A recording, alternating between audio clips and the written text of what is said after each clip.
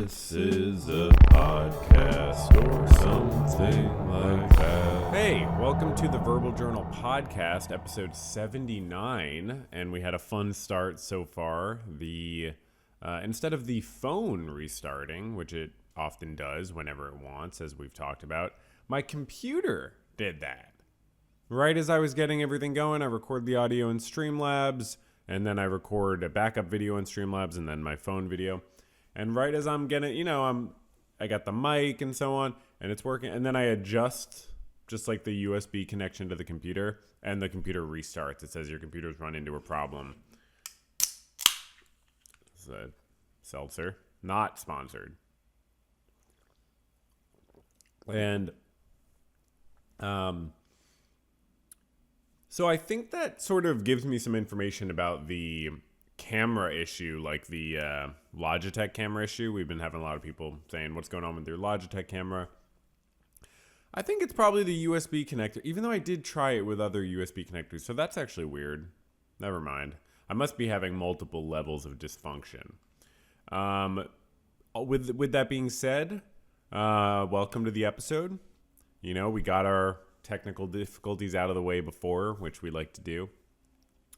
You may notice I'm a little bit less peppy and positive and upbeat today. That's sort of a new thing we're trying. I think it might have been a bit much on recent episodes. I've been a little bit too high energy and too upbeat.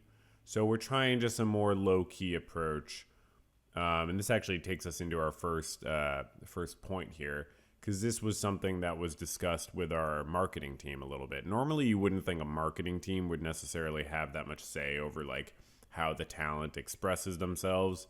But things are run a little bit differently here at VJPP Productions. So we do let the marketing team do stuff like that. But before I get too much into that, let me introduce the marketing team, because that was something I neglected to circle back on in the previous episode. So that was something I mentioned. I was like, I'm going to introduce you to the marketing team. So the marketing department, sorry. The marketing department, it's actually not a team anymore. You would think a department is bigger than a team. It's actually the opposite, where it was a team, and now it's just one person. And so he doesn't like us to call it a team because it's one person, which makes sense, I guess. The marketing, but it's still a department. Sounds like it's more than one person also, I would say. So marketing guy... Kidding. The marketing guy is Tom. I'll introduce you to Tom. Tom is our marketing person. He's our marketing department. He is pretty new, not brand new, but he's definitely not been around here as long as I have, just sort of as a barometer. I'm just saying that as a barometer. He is also 12 years old, which is a child. And previously it was Tom and his mom. That's not supposed to rhyme. And his mom was part of the marketing team, but they had what I understand to be creative differences. I don't think it was even related to the family boundary and the relationship there. I think it was sort of a creative difference thing regarding the marketing of the VJP. So anyways, she has been let go. And we hope she's doing well, frankly. I do. I don't hear anything about her. I asked Tom, hey, how's your mom?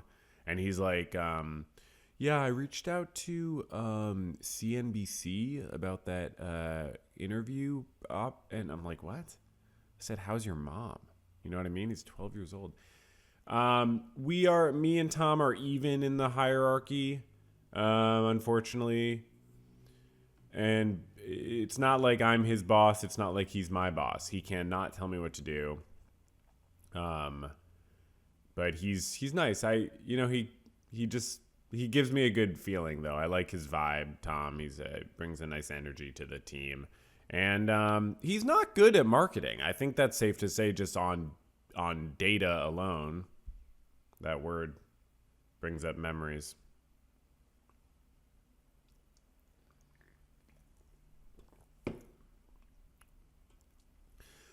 he's not good at marketing, but we're like hoping in the long run, maybe by the time he's 18 and we can, pay him over the table rather than under the table, or just on the table, really.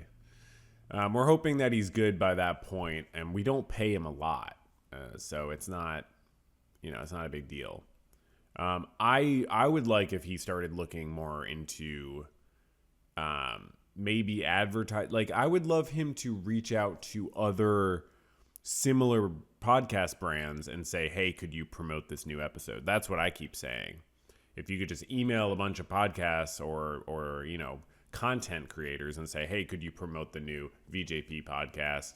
I don't think you need to be reaching out to CNBC. I don't even know how that's, whatever. We don't have money for that. But so just wanted to follow up, close that loop. Welcome to knowing who our marketing person is.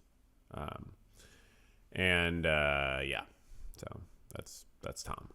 So that was that update, closing the loop there. We don't have anything grinding my gears except, I have a foot issue, which is what I'm just touching. Honestly, I actually, my ankle I broke 3 years ago.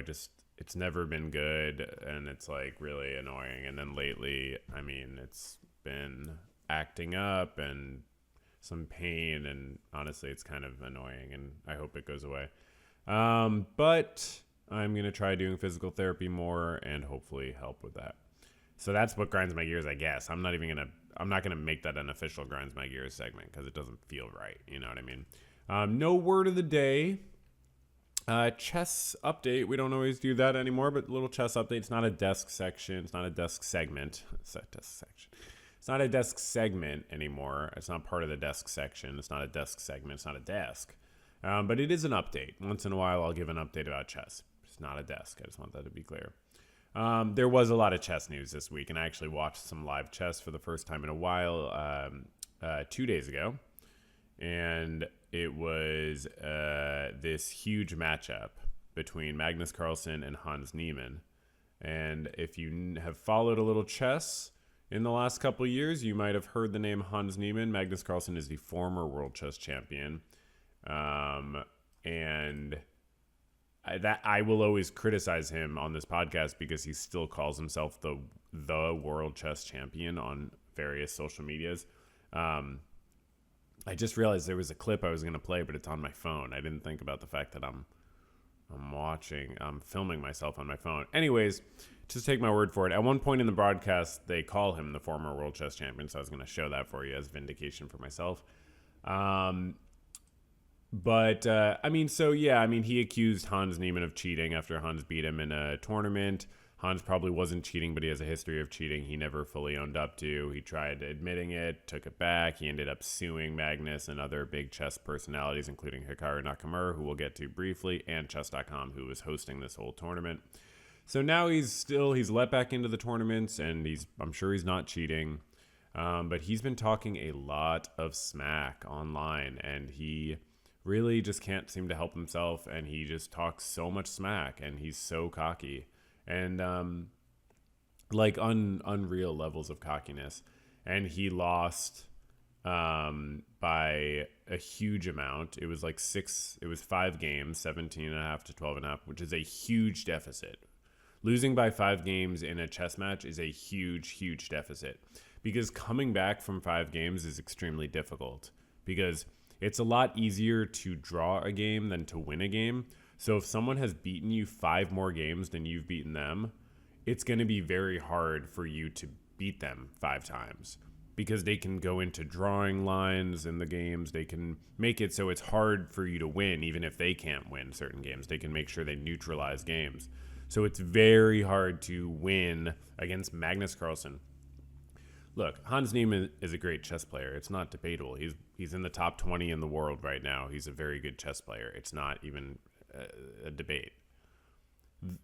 It's also not a debate whether he's on the level of Magnus Carlsen. There's not like a question about that. I criticize Magnus Carlsen for how he presents himself, and he's got a little ego too, for sure. He's got an ego, and it's probably what led him to accuse Hans of cheating when he lost. But, back in the day at St. Louis. But Magnus is genuinely the greatest chess player active right now, and very arguably the greatest of all time. And he has no weaknesses really, and like he's extremely good. I've been watching chess now for like 8 years, and Magnus Carlsen is unbelievably good at chess and is worlds better than these other people who are the top players in the world. It's shocking. And until he's not the highest rated player for a span of time, he's the best. I just don't like him calling himself the world chess champion because that's a straight up lie. But he is the best. So it's like, it's hard if you don't follow chess. It might be a little hard to really understand. But like, imagine the difference between like a great author. Imagine the difference between like Ernest Hemingway and like your English teacher. Okay, that's not fair. Sorry. Imagine the difference between Ernest Hemingway and like, who's like a mid author? I don't know, like Jodi Picoult. I'm just trying to think of like is Stephen King a fair? I don't know. I haven't read his books. I'm sure he's great. And I know people who like his work, but yeah. So, I mean, at the end of the day, it was kind of shocking that Hans would be so cocky, but I do think, just not going to diagnose him, but I think he's got genuine like mental behavioral stuff he's got to work on. And I'm sure he's gone through a lot in his life. And it's just at the end of the day, Hans, you got to stop externalizing. You don't want to internalize either. You just want to introspect, and you want to find out how to change some of this behavior, because this is humiliating for Hans to talk so much shit, say he's definitely going to win, and then he didn't.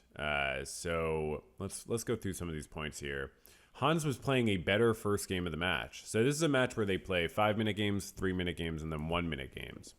And he was playing a good first game, which is huge. If you can win the first game against the world, he was winning. Because Magnus went down in exchange. He traded a rook for a piece and a pawn. So a rook for like a bishop and a pawn, or a knight and a pawn. I forget which it was. And then he went down or maybe 2 pawns. I think it was just 1 pawn though. But anyways, he was down in exchange. I think it was just And then he lost another pawn. So he was like really down. Because if you're down in exchange, a rook is often a better piece. If you give up your rook, you want to at least have really good compensation. So if you give up more material and you don't have any clear positional compensation, you're kind of screwed. So Magnus was going to lose that first game. He was getting outplayed.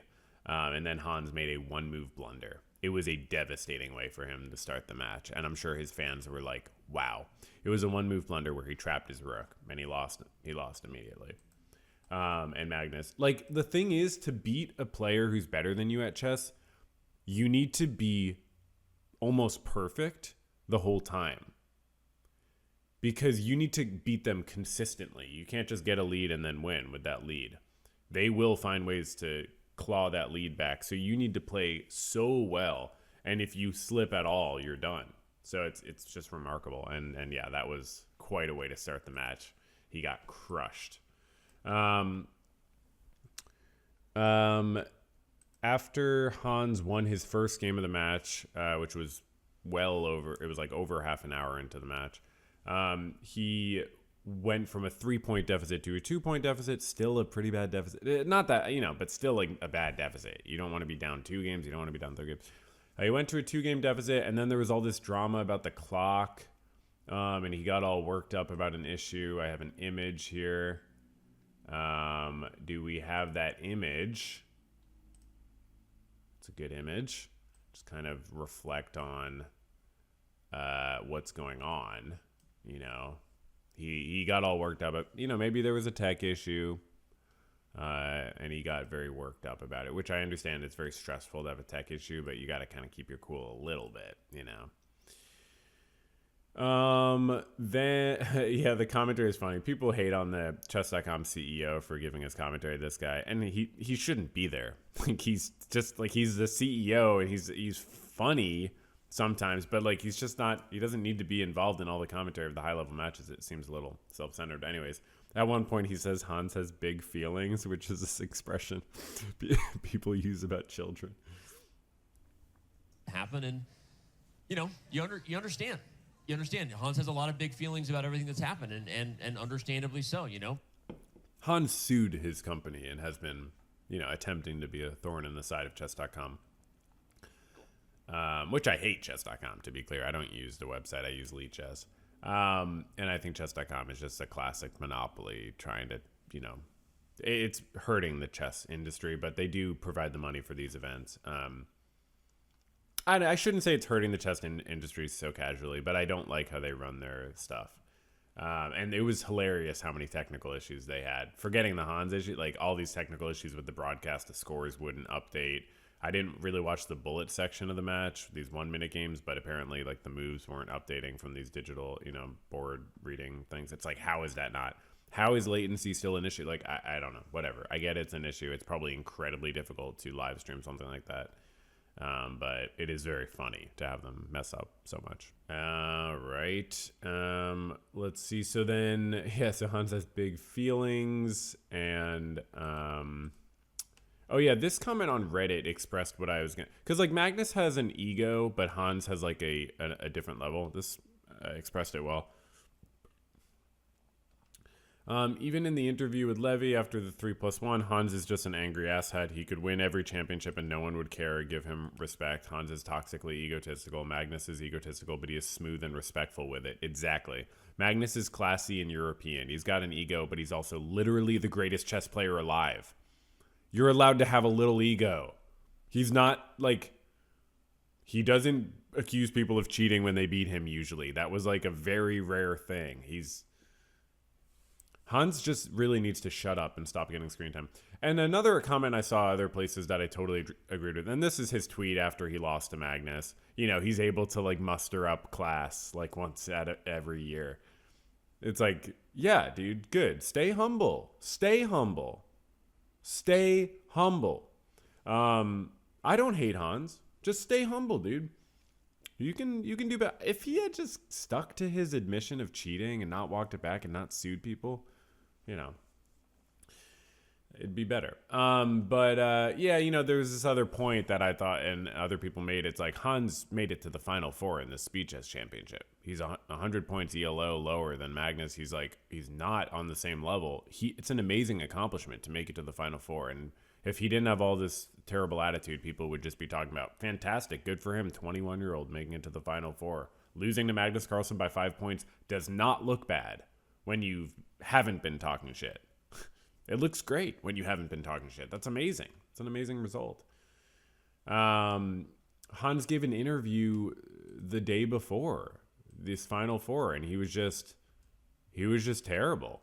I think you need someone like Kramnik to really just in Utrecht and then Levy. If you really think that you're such an unbiased character, let's remind ourselves of how your career was created. You were a normal international master. I remember I was getting 2,000 viewers and you were getting 100. And then every single day you'd stream with Hikaru. Every single day after you finished, you'd raid your stream. You had the same manager.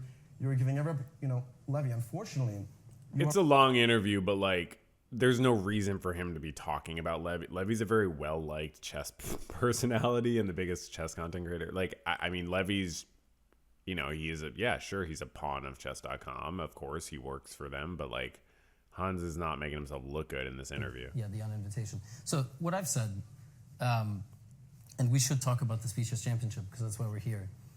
$100 as a 13-year-old, then please crucify me. Like, this is him talking about his cheating.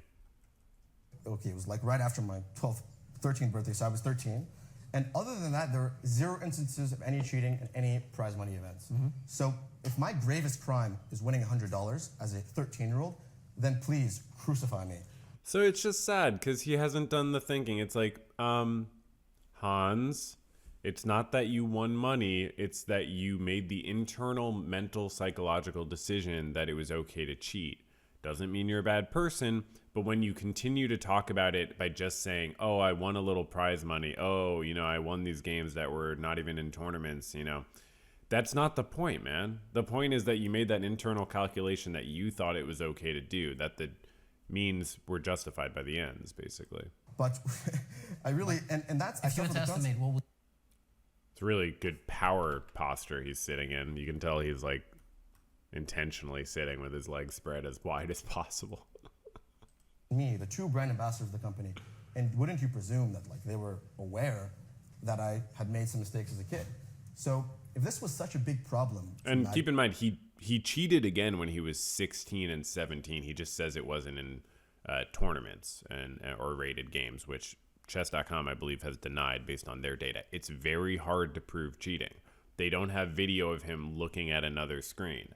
It's very complex to determine cheating in chess. And I would not believe chess.com 100%, but I also think he's being incredibly defensive. And he's 21. He's not a child anymore. Like, it's time to take accountability for your mistakes.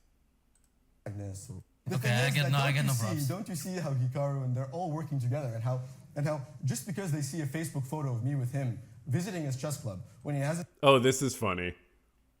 This is funny. When Levy asked him about his coach who was found to be cheating, Maxime Delugi, his coach has been caught cheating like several times in the past and like kicked off at chess.com cheating in money tournaments. Or makes a video, oh, see, Hans's coach is a cheater. See, I never see. My coach is from chess face.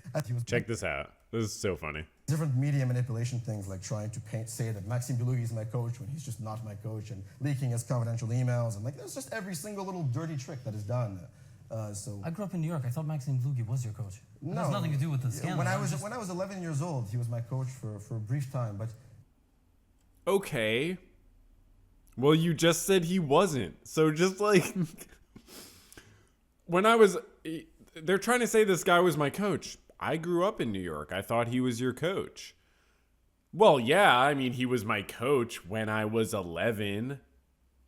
Like, yeah, having a grandmaster, I think he's a grandmaster, Lugi, but like, I mean, if you're 11 and you're having serious chess coaching, it's because you're on a path to potentially be in the top 20. You know what I mean? Like, it's not inconsequential that you had this guy as your coach and he also was cheating. I mean, like, dude, just stop defending yourself. You don't get out of this stuff by defending yourself. It never ends. Just take accountability. So yeah, I mean, so anyways, Magnus crushed him. He absolutely decimated him and he mopped the floor with this egotistical guy. And in his interview afterwards, he was so funny. Magnus said literally 4 times that he just wanted to get it over with, the match. That's even heightened when you're taking into account, like, you have the waiting process. The 5-minute portion was over. I think for the 5-minute portion, we were both playing like sort of okay, but I think after that it went off the rails, and the match was never close, but we were both blundering left, right, and center, and I mean, the outcome was not really in doubt, so I felt like I was just going through the motions for several hours. Then we started having these interruptions as well, which is it's okay by me, but yeah, it was just very, very strange day. And going through the motions, he says that twice, but he literally says 4 times that he was just waiting for getting this to. He was waiting for it to be over. For the 2024 speech has changed. Highest score of 7. Weird match. It felt. Honest. How are you feeling right now? Yeah, I mean, to be honest, I was waiting for this match to end basically at least since the 5-minute portion. So yeah, it's just he just says it over and over that he was just waiting for the match to. I mean, it's very difficult. And at one point he says it would have been really bad if I lost, obviously, and probably because it's a lower rated player and just the drama of it, of course. So he crushed him. Yeah. So another point just about this is with the way Hans has talked about everything, I feel like this match is one of the most clear signs yet that manifesting is not fully how things work. Because if you were able to, like, whenever and however you wanted, manifest your reality, Hans would have won this match. I do believe having a positive mindset can help you profoundly in life. I don't believe you can just manifest whatever you want, but if you could, we would have seen Hans win this match for sure. So a little bit of a sign about manifesting, just something to take into account. Okay, and so then So then the next day, in the match for third place, Hans played another person he sued, another top chess player, someone who I'm not a fan of at all, much less than I like Magnus. Magnus, I respect his play much more, and his personality much more, even though he also is an agent of supporting gambling promotion, which is an addiction. So you might as well advertise cigarettes. But I'm talking, of course, of Hikaru Nakamura. I'm sorry, that's just a Reddit post. They're making fun of Hans because he was calling Hikaru old. So is Ali Reza, but Ali Reza Ferja, who's playing right now against Magnus for the championship, is a little bit more deserving of those types of insults. But anyways, Hikaru, like, crushed Neiman. Like, winning by 5 is something. Winning by 12 games? 21 to, like, I can't even express. Like, that's fueled by such pure anger and, like, justified righteous indignation towards, like, Hans for all the shit he's talked. You know, in this interview with Levy, or someone asked him, like, yeah, I think Levy asked him, like, someone asked him, like, oh, would you almost prefer to be, like, beating Hikaru than winning the championship or something like that? And he's like, no, who cares about Hikaru? Hikaru is nobody. Hikaru is a nobody. I'm making fun of an American's European accent, so I think that's not cancelable, basically. Again, as I talked about last episode, I'm going for some controversy, you know, the wine glass thing. Still getting messages about that. But, you know, I'm making fun of an American's European accent, so I think that's okay. Okay, he traveled a lot, blah, blah, blah. Yeah, okay, whatever. I don't care. It's fun. Okay, well, I do care a little. That's why I'm apologizing. I'm not apologizing. By the way, I'm back on seltzer still because I made some good coffee this morning, and then I realized I didn't have milk. And wait till you hear about why I didn't have milk. Let me just finish this chess segment, but the why I didn't have milk story is going to have you ruffling on the floor, basically. So wait for that. Hikaru won, and then what was this? Oh, yeah, it's just therapy. We love to talk about therapy. People were saying, you know, after the whole last 2 years, it felt like therapy to see Hans get crushed like this. And it was. I mean, the lawsuit's settled. A lot of people who don't necessarily support Magnus and who don't necessarily support Hikaru are just like, dude, shut up, man. Shut up. Like, this isn't normal for chess players to talk that much shit. It's not normal. Being in the top 20 chess players does not give you the right to talk shit to the top players. It's insane. You shouldn't be talking shit to anyone. You should only be talking shit to lower rated players who are talking shit to you. That's like the only way. But yeah, anyways, I just wanted to touch, that was just a chess update. That was just a little chess update. Not a whole desk segment or anything like that. That was just an update. Wanted to briefly touch on it. I don't want you to think that that's a desk or a segment. It's barely a segment, you know. It's certainly not a desk segment, but it's barely a segment. But just wanted to give an update on that. Yeah. Okay, so next up. No, I think I'm staying. They're telling me I'm not staying calm enough. You think I'm getting back into the... Okay, yeah, I'm sorry about that. Yeah, I was a little bit more peppy in that last update than I'm told I'm supposed to be for this episode. So apologies if that was a little bit confusing emotionally for anybody. I'll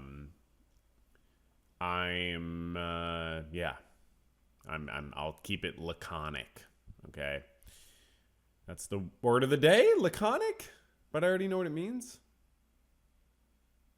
Right? I know what laconic means, so I can't. And we already passed that. I can't go back to that. That's what we used to do, though. Man, we've been through so many iterations here. Okay. So that was just the update. Now we have the main section of the podcast. Get ready for the main section. People love the main section. We're going to have a huge main section here. Big story breaking. You might have heard about this. Internet personalities, political commentators were found to be receiving large sums of money from a organization that was funneling the money from Russia. Now, I don't care if it's from Russia or another country. I just think it's interesting that people can get paid so much money for giving their political commentary. That's just interesting. And you might want to look at who is paid hundreds of thousands and hundreds of thousands of dollars for giving their political commentary. And that might be an interesting thing to think about, because it's not everybody. It's only certain positions. You have to support certain positions. So yeah, basically, you know, the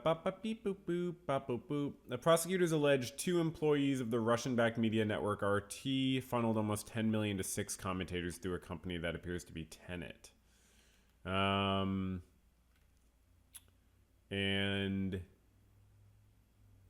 plan didn't go great, but you know, it doesn't have to be perfect. They're just trying to sow dissent. Oh yeah. So this is the exciting part of this segment. You know, we could go into like, you know, these other articles that the Russia funded media company, you know, like, and all these different aspects of the indictment. You know, we could talk about what it means for politics, what it means for our presidential endorsements, you know, and all that. You know, there's all these different articles, you know, 9.7 million, so not 10 million. That was a little fake news. Sorry about that. 9.7 million. But the most sort of important aspect of this involves this picture right here. So I'm happy to report, because last episode was kind of rough. It was a great episode. People loved it, but there was a tough revelation that I think a lot of people are struggling with, which was that our data guy, Reginald, I'm just going to call him Reginald now, not Reginald the data guy. I'm just going to say our data guy, Reginald, because I'm sort of disassembling the facade here.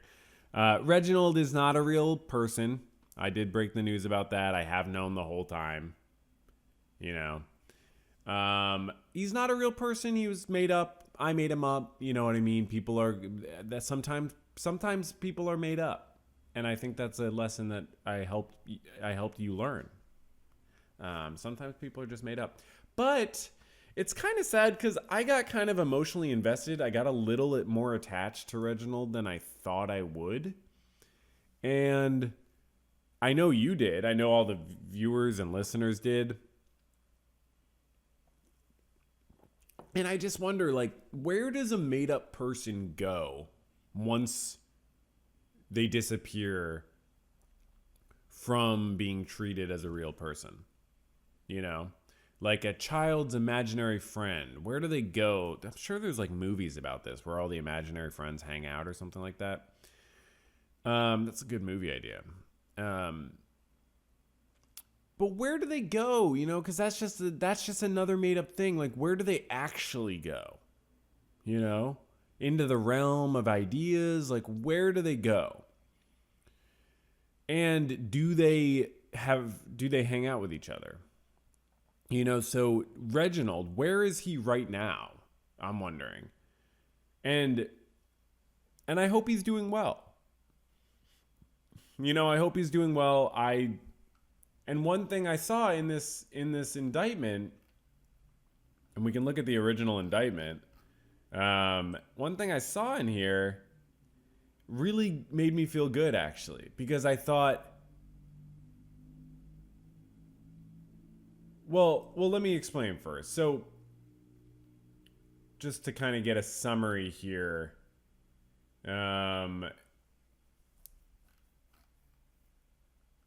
it's all so confusing. So yeah, apparently, it's not clear how much due diligence the 6 pundits did before agreeing to take what prosecutors now say was Russian money from a fictional wealthy persona named Eduard Grigoriann, which is, you know, quite a name. At least one of the 6 commentators requested more information on Grigoriann, and after receiving a fake 1-page profile, agreed to work with Tenet. So I realized this is the new best friend of Reginald. Eduard Grigoriann is Reginald's new best friend. Let's hear it for Eduard Grigoriann. Sorry, I just had to pause because so many people were clapping. It actually cut our whole setup here. Because so many people were clapping, it kind of like cut out. Eduard Grigoriann, he's an experienced finance professional and investor. Eduard Grigoriann, he's leveraging skills and resources to drive positive impact. I love when people do that. It's funny how like subtle the difference is between like corporate speak and English as a second language corporate speak. Because it's only a very subtle difference. He's born in Brussels. He has held positions at banks. He left banks to start his own private equity. He has his clients are family offices, high net worth individuals, real estate developers, technology startups, and let's just say data guys, right? I mean, you could imagine him working with a data guy and having a great time about talking data. I mean, this guy, he looks kind of hot, frankly. I think he's sexually attractive, which is good because Reginald is horny. That was one thing he talked about a lot. He'd be like, do you want to know just some data on how horny I am? I haven't had sex. It was like this. I'm not going to go into it because I feel we were talking about his personal information when he's not here and also not a real person. I mean, it's hard to imagine a name that sounds more made up than Eduard Grigoriann. I mean, that really sounds like a child's novel character, like a character in a novel written by children for children. I guess why would a child write books for adults? That's kind of weird. Okay, and that's the main segment. Just wanted to give that update. And I'm really happy that Reginald has his friend. I think they're going to hang out a lot. And I'm looking forward to... Reginald cares about social justice too. I would talk with him all the time about that. We'd talk about systemic racism.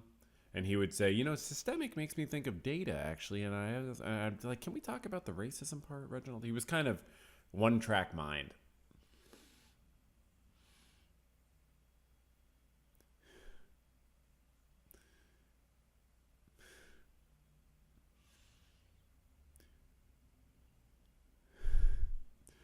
He loved data so much.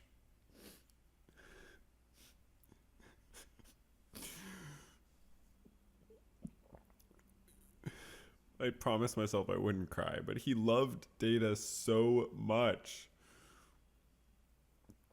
And he was always it was always about the numbers, and the stats. And it was like,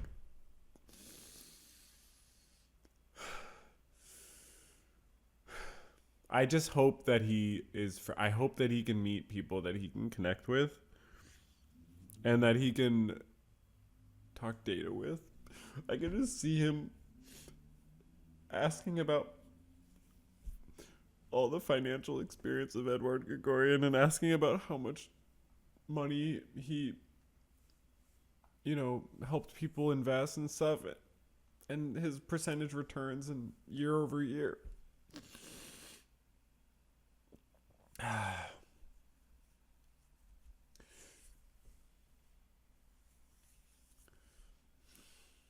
This is not easy for any of us, okay? I'm here on camera, but off camera everybody's having a tough time, and I know the audience is having a tough time with it too. And the whole I'm going to be low energy today because marketing team thing, that was a scam. It's really because I'm sad about Reginald, and we're all sad. We're grieving. Okay. I look over and I wish he was, it's like he's still there, but I know he's not, you know what I mean? moving on, we have the desk section. And first up, we have the art desk. There's some art in the news. Global turmoil and rising taxes tilt art trade towards new era. Basquiat. A lot of people these days a little too inspired by Basquiat, I would say. Especially men, you know what I mean? For whatever reason. Pretty well everyone in the what? What is this? British? Pretty well everyone in the international market agrees the trade is slumping. Okay, this must be British, right? Whatever. Theartnewspaper.com. I don't even know what this is. The most pressing question this autumn is whether the slump is a mere cyclical. Okay, so aggregate global. This is auction sales specifically. This is a very particular part of the market. It's the most high end, and it's the most speculative. But I'm interested in the taxes side of it too. Like, so auction sales have declined 27% in 2024. That's wild. That's huge. I mean, because they were inflated, I'm sure, but 4-year low of confidence, staff cuts at these auction houses, an Abu Dhabi sovereign wealth fund injecting $1 billion into Sotheby's. That's always good for the art world. Anecdotal evidence points to a parallel in the more opaque primary market, so obviously auctions are secondary markets because it's already been sold. Marlborough Gallery, is that the same one that? Yeah, that's the same one that like was found in court to be scamming Rothko, I believe. So I mean, good, they're closed now. They were so scammy, according to what I read, and not my own judgment. So galleries are closing. That's good. That's not good. The paradox, blah, blah, blah. Prices on a bourse. What? On a bourse? A stock market. It's a stock market in a non-English speaking country, especially France. Wow. What's the tax thing, though? A lot of money not being spent on art. What's the tax thing? I'm just sort of curious. Blue Jay blah blah bleeb. Flight of the non-doms. What are they? Subs? It felt oh, okay. If enacted, a tax bill of up to 40% of the worldwide earnings could be in store for this part-time population, which so the population of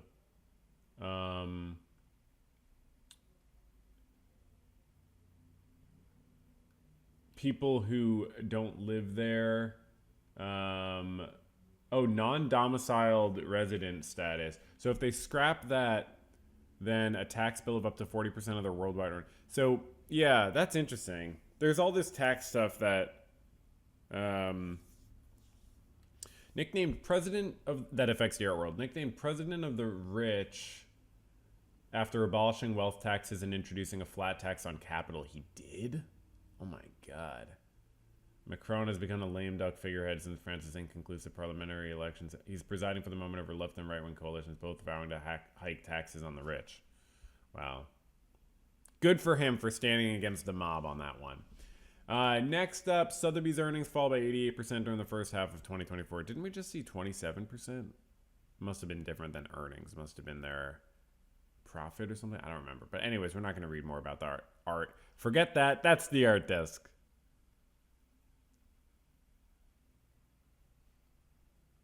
Now we got the book desk. So the first one's an Alan Dershowitz book. So on the book desk, I obviously like to go through my observations from my new hobby of reading Goodreads reviews. I'm having so much fun. I love doing it. I do it every day. This person said 1 out of, and I just didn't know whether they whether they were rating this book a quarter of a star, or they're saying instead of 1 out of 5, they consider it 1 out of 4, which is just fascinating.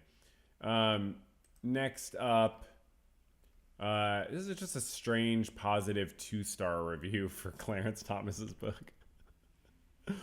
This was such a good story and makes me appreciate Judge Thomas and his work on the Supreme Court more. He is an admirable man who has accomplished a lot in his lifetime. It's unfortunate how political differences can cause people in Washington to be so hateful and even cause them to defame others by lying. I'm so glad that Clarence Thomas was ultimately not a victim of the racism that was brought against him.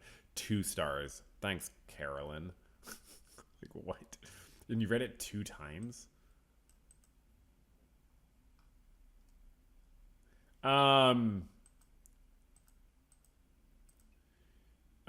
Then we have someone who gave a book by Sam Harris 1/1000th of a star. So that's kind of interesting. People hated this Sam Harris book. I think there's something about people with this and other books. There's something I've noticed where people like someone who they listen to and they watch, but then when they read them, they get a very different perspective, which I think is really interesting. There's definitely something there where people's brain functions differently. Obviously, people express themselves differently in writing, so you're getting a different look at the person, but you're also processing it differently when you're reading it in text, and I think that's really interesting. People can be more critical maybe when they see things in text. Okay, what is this one? I just wrote lol what? Oh yeah. Lauren sounds very well informed on some topics, but still she has a long way to go on the left-wing conservatism. Conservatism. What? What the fuck are you talking about, dude? Are you okay?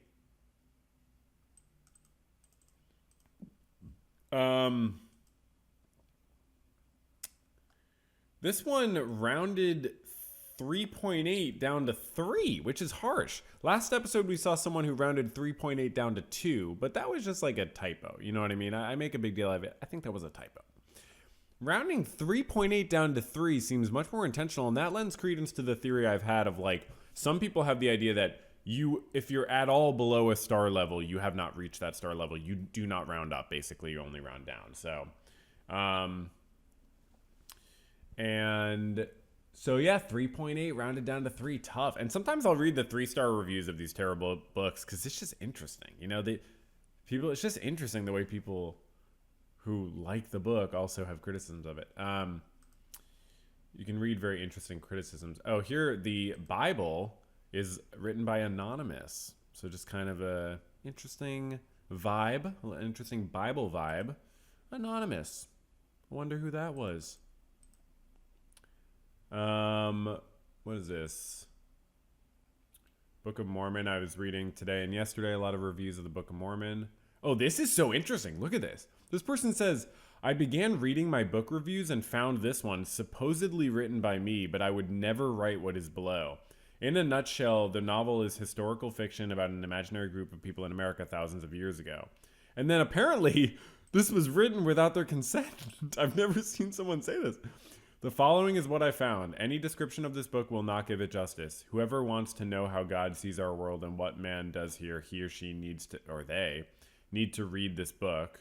Whoever wants to know what God thinks of the world now needs to read this book. By far, this is the most important book in my life. So, like, what do we think is going on? Do we trust this person? Because why would someone lie about... Wait a second. Oh, never mind. That's the author. Like, why would someone lie about that? That's a really, really weird thing to lie about. So, apparently, maybe there's, like, a hack going on. Or maybe it's a miracle. And lastly, in the book section, we have a confusing 2-star review. So that's just a confusing 2-star review, Deborah. I'm going to need a little bit of clarification on what you're talking about. I mean, I don't understand how that happens. How do you live? I understand vaguely that someone could think 1 star is the highest. It's ridiculous, but you know, it's conceptually reasonable. 2 stars could never, like, what are you talking about, Deborah? All right. And before we move on, let's just do an update of the chess. Another chess update. So right now, Magnus is winning by 7 points against Ali Reza Faruja, who's a great player. You know, has an ego, but it's all within limits, within reason. He was saying some weird things about Hikaru, but I don't know. A little trash talk is different than like a consistent narcissism. Okay? I think you can use the word narcissism without saying I am specifically diagnosing this person with narcissistic personality disorder. Hans demonstrates an incredible lack of insight about his own ego and a lack of empathy and self-aggrandizement to a pathological level, which is different than a bit of an ego and a bit of a, I'm hot shit. Anyways, Magnus seems to be winning this game too, so he might take an 8-point advantage, which is just, unbelievable. So good for him. What do we got next? Finance desk. Wait, is that the finance desk? News desk. I'm sorry. Next we got in the news desk. New documents. Shit. This is from 2 years. This is from almost 2 years ago. I don't know why this is on the news desk. New documents shed light on CIA's connection to Lee Harvey Oswald. So Lee Harvey Oswald is the person who killed Kennedy, apparently. And someone said that he and attorneys with the foundation obtained documentation related to still classified covert operation approved by senior CIA officials 3 months before Kennedy's death that suggested the agency used Oswald for intelligence purposes several weeks prior to shooting. The CIA knew far more about the lone gunman than they are admitting even today. The document, one of several researchers obtained this month as a result of an October lawsuit, is a precursor to a fuller release of documents. So I didn't go through that. I don't know. Thank you, Joe Biden. How's he doing? Is he still kicking? Newsweek reached out to the CIA for comment. What did they say? That the CIA knew of Oswald is not a smoking gun. It has already been revealed the federal government knew more about the circumstances surrounding the Kennedy assassination than it acknowledged publicly, beginning with the National Archives' release of a trove of previously classified documents relating to the assassination. So it's interesting, it just kind of goes to show, like, nobody's perfect, not even the CIA. Next up, finance desk.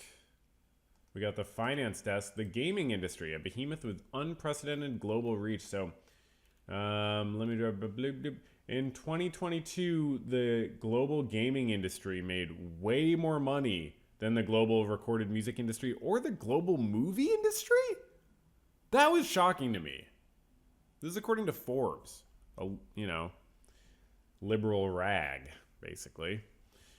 But wow, so I guess gamers rise up is sort of the message there. I guess gamers rise up, and that's cool. It's all good. I support gamers. This is a pro gamer podcast. I am not a gamer myself. I do not identify as a gamer, but I do support gamers. Some of my closest friends are gamers, and I think gamers should have their own Pride Month, frankly. Musical interlude. I don't think we're in the mood for a musical interlude today. I think it's a day of mourning, and so we're gonna skip that today. What is this? I see something in the script. What is this? Why does it say data? Are you trying to throw me off? Why did you have to write the word data in the script 1 week after I have to say goodbye to one of my closest friends? I know we had conflict, but we were close. We were thick with each other. What does it say? Data sent from beyond the... Okay, I don't know what this is about. Let me pull this up. There's some sort of thing going on right now where I'm seeing some data. Hold on. Need to write a note to my producer about something. It's just an inside comment.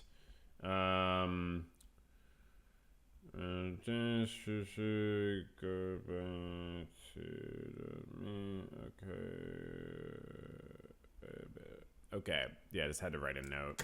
Sometimes you have to do that stuff live on the air. It's not ideal.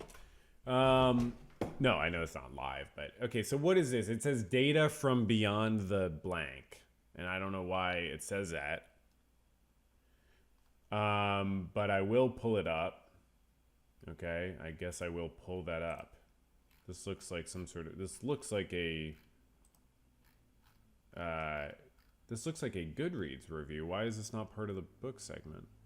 Let me pull this up for you so you can see what I'm seeing.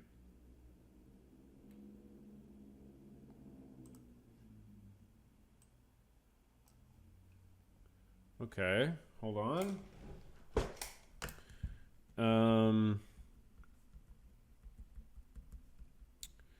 Okay, so yeah, this is apparently a Goodreads review. I don't know why this is part of the book segment. Oh, I see.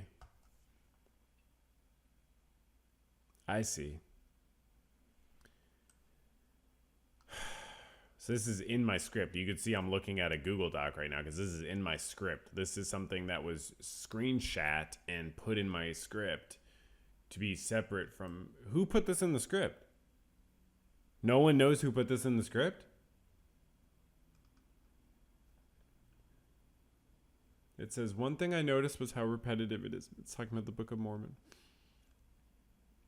The phrase, it came to pass, occurred 1,353 times. Since there are 4 words in the phrase, multiplying 1,353 by 4 shows that this phrase is responsible for 5,412 words in the content of the Book of Mormon. Another website gave a total of 268,163 words in the Book of Mormon. Doing the division shows that this one phrase all by itself accounts for 2.02% of the total words. Doing a comparable search on the same in the King James Version, I got 452 times 4 divided by 783,137 equals 0.231%. That indicates that this 4-word combination is 8.7 times more frequent in the Book of Mormon. He would have loved that. He would have loved that.